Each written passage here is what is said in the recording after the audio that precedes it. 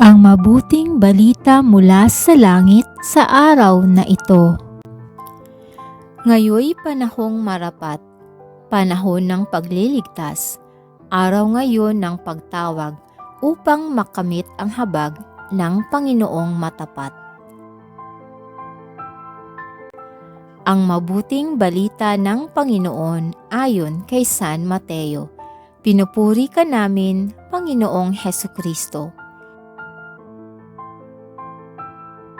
Noong panahong iyon, sinabi ni Jesus sa kanyang mga alagad, "Narinig na ninyong sinabi, ibigin mo ang iyong kaibigan at kapuotan mo ang iyong kaaway.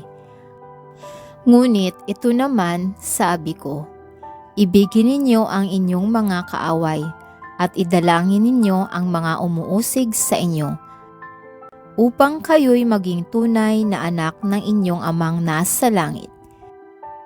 Sapagkat pinasisikat niya ang araw sa masasama at sa mabubuti, at pinapapatak niya ang ulan sa mga banal at sa mga makasalanan.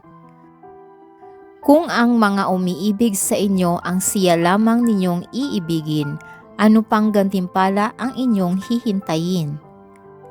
Hindi ba't ginagawa rin ito ng mga publikano? At kung ang binabati lamang ninyo'y ang inyong mga kapatid, ano ang nagawa ninyong higit kaysa iba? Ginagawa rin iyon ng mga hintil. Kaya dapat kayong maging ganap gaya ng inyong amang nasa langit." Ito ang mabuting balita ng ating kaligtasan. Papuri sa Diyos.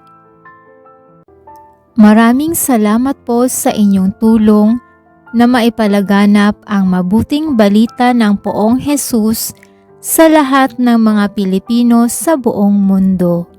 Pagpalain nawa tayong lahat.